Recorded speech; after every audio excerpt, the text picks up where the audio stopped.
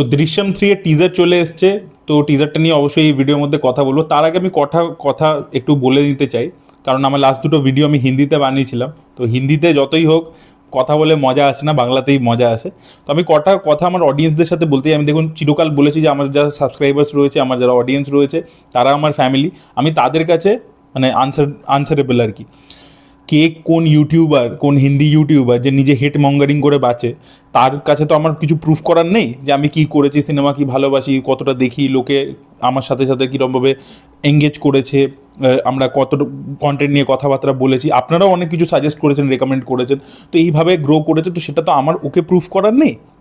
যাই হোক, আপনারা জানলেই হলো। তো আপনাদের সামনে আমি কটা কথা রাখতে চাই। ব্যাপার হচ্ছে কি, আপনারা এতক্ষণে জেনে গেছেন যে কোন কোন ভিডিও, যে তেলেগু কাস্টিজমের উপর যে ভিডিওটা আমি নানিকে নিয়ে বানিয়েছিলাম সেটা থেকে টুকেছে, তারপর সালমান খানের সিকান্দারের ভিডিও থেকে টুকেছে, এছাড়াও অন্য ভিডিও হতে পারে, আমি জানি না। এই দুটোর ব্যাপারে আমি জানি আগে না, এটাও আমাকে সাবস্ক্রাইবাররাই বলেছে, তাই জন্য আমি ভিডিও বানিয়েছি এবং আপনারা সেটা দেখে নিয়েছেন। ম্যাক্সিমাম লোকের কাছে, যতজনের কাছে পৌঁছানো যেত তারা দেখে নিয়েছে, তারা কম্পেয়ার করেছে ভিডিওগুলো চালিয়ে, তারপরে তারা গিয়ে কমেন্টও করেছে, যে কমিউনিটি পোস্ট দিয়েছিল সেখানেও কমেন্ট করেছে, তারপরে আরও জায়গায় কমেন্ট করেছে। তো সেখানে সে কমেন্ট ডিলিটসও করছে, থ্রেটও দিয়ে যাচ্ছে, সেগুলো তো করছে, ছেড়েই দিন। সেটার মধ্যে আমি যাচ্ছি না, সেটা লোকে বুঝে গেছে যে নেচারটা, মানে মুকেশ খান্নার থেকে সে কীভাবে ডিফারেন্ট সে ভগবান জানে। যাই হোক, তো সেই ব্যাপারগুলো ক্লিয়ার হয়ে গেছে দর্শকের সামনে।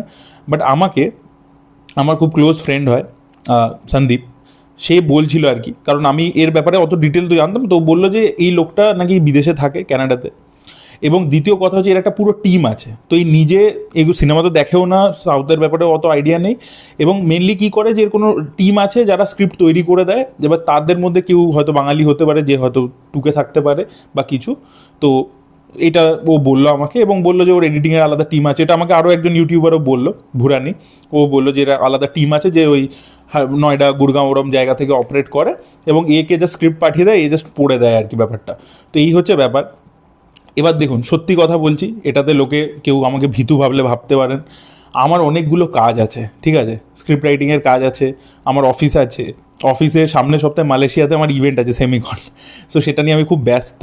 তারপরে ইউটিউবের ভিডিও আছে, তো তিনটে জিনিসকে ব্যালেন্স করে চলতে হয়। So I am very busy, আমার নিজের পার্সোনাল লাইফের জন্যই টাইম বার করা হয় না।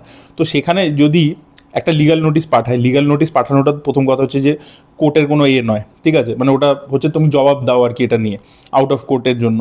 তো ওটা কোনো মানে কেস নয়, তো I can fight that. But এটার পিছনে যে টাইম ইনভেস্টমেন্ট হবে, এটার পিছনে যে দৌড়াদৌড়ি করতে হবে, বা যে টাকার মানে ক্ষয় হবে, সেটা আননেসেসারি।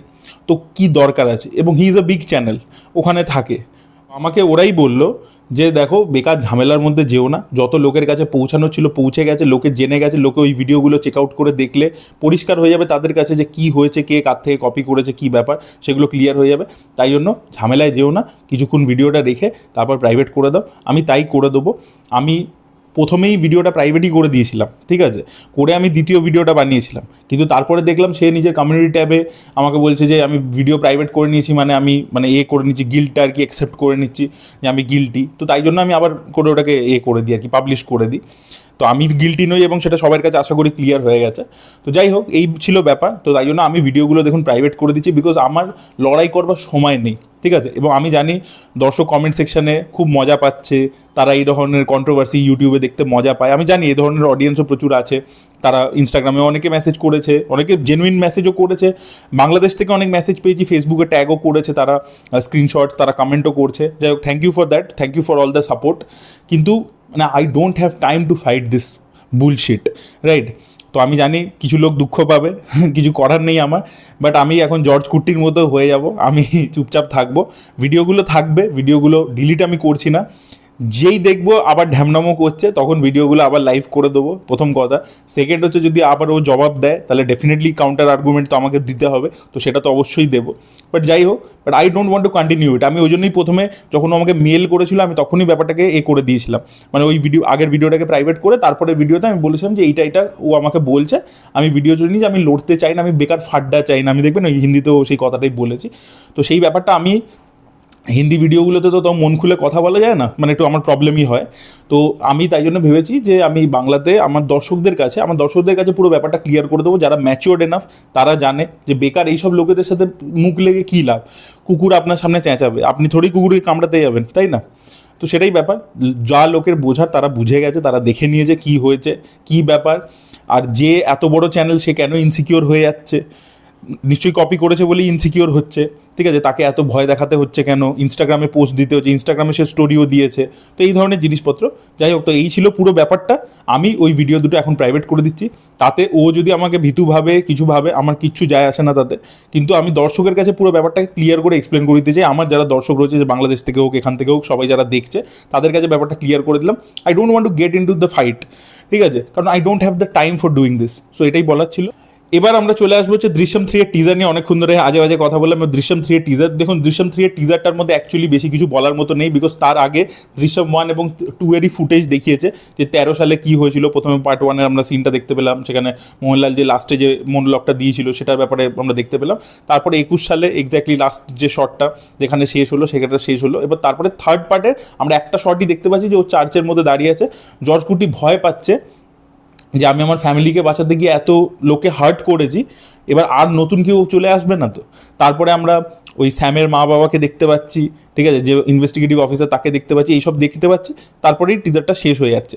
তো যেটা হচ্ছে যে পার্ট 2 এর শেষে দেখবেন যে একটা ব্যাপার দেখিয়েছিল, যেটা অ্যাকচুয়ালি হিন্দি দৃশ্যমে ওই ভয়েস ওভারটাকে অফ করে দিয়েছিল, ওটা হিন্দি দৃশ্যম 2-তে ছিল না, বাট এতে ছিল, মালায়ালামে ছিল, যে আমরা যেরকম ভাবছি যে জিনিসটা সলভ হয়ে গেছে, এটা কোনোদিনও সলভ হবে না কেসটা, কিন্তু জর্জ কুটি কিন্তু এটা জেলের মধ্যেই আছে, ঠিক আছে, কারণ ওর সবসময় এটাই টেনশন হতে থাকবে যে ভাই ওর পিছনে আর কেউ আসছে না তো, আর কেউ আবার ইনভেস্টিগেট করতে চলে আসছে না তো, আবার কেউ খুঁজে বার করছে না তো, আবার কেউ ওর ফ্যামিলিকে হার্ট করতে, তো এই যে চিন্তাটা, এটা ওকে সারা জীবন পিছু ছাড়বে না এই চিন্তাটা।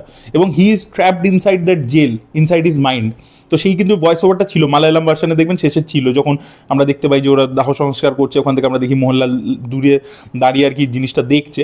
এই ভয়েস ওভারটা দেখবেন অজয় দেবগানেরটাতে ছিল না, ওটাতেই ডিফারেন্সটা হয়ে যায়। তো ওই যে ব্যাপারটা, সেই থ্রেডটাকে নিয়ে টেনেছে। তো এবার এই যে ক্যারেক্টারটার মধ্যে যে একটা ভয় ঢুকে গেছে, 5 বছর পেরিয়ে গেছে, একটা ভয় ঢুকে গেছে, হয়তো ছেলেমেয়েরা জাজ করবে ক্যারেক্টারটাকে, হয়তো ছোটো মেয়ে বড় হয়ে গেছে, সে এবার হয়তো জাজ করতে শুরু করবে, ঠিক আছে, বাড়ির মধ্যে আরও ইন্টারনাল কনফ্লিক্ট, এই ক্যারেক্টারটার যে ভয়, সেখান থেকে অ্যাংজাইটি, সেই জিনিসপত্রগুলো আমরা বেশি করে দেখতে পাবো। তো more of a character study এবারে হতে চলেছে, যেটা আমাদেরকে জিতু জোসেফ ইন্টারভিউতেও বলেছিল যে এক্সপেকটেশন অন্যরকম রাখতে। তো it will be more of a character drama, ঠিক আছে, যে এই ক্যারেক্টারটা সাইকোলজিটা কীভাবে চেঞ্জ হয়েছে, এই ভয়টা ওকে কীভাবে তাড়িয়ে বেড়াচ্ছে, সেটা বেশি করে দেখাবে।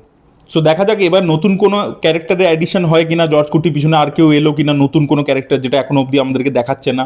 আর দ্বিতীয় কথা হচ্ছে যে আর কোনো মাইন্ড ব্লোয়িং টুইস্ট শেষের দিকে থাকে কিনা, বাকিটা হয়তো সিনেমাটা একটা ক্যারেক্টার ড্রামার মতো করে চললো, বাট সিনেমার শেষের দিকে কোনো বড় সড়ো টুইস্ট থাকে কিনা, ঠিক আছে, সেই ব্যাপারগুলো, কোনো থ্রিলের পোর্শন থাকে কিনা, সেটা দেখার মতো বিষয় হবে। এবং লাস্টে গিয়ে এই ক্যারেক্টারটা ধরা পড়ে যাবে, ঠিক আছে, বা হয়তো নিজেই স্যারেন্ডার করে দিল, একটা টাইমে গিল্টে ভুগতে ভুগতে এমন একটা পরিস্থিতিতে এসে পৌঁছালো যেখানে ও নিজেই স্যারেন্ডার করে দিল, এরকম জিনিসপত্রও হতে পারে।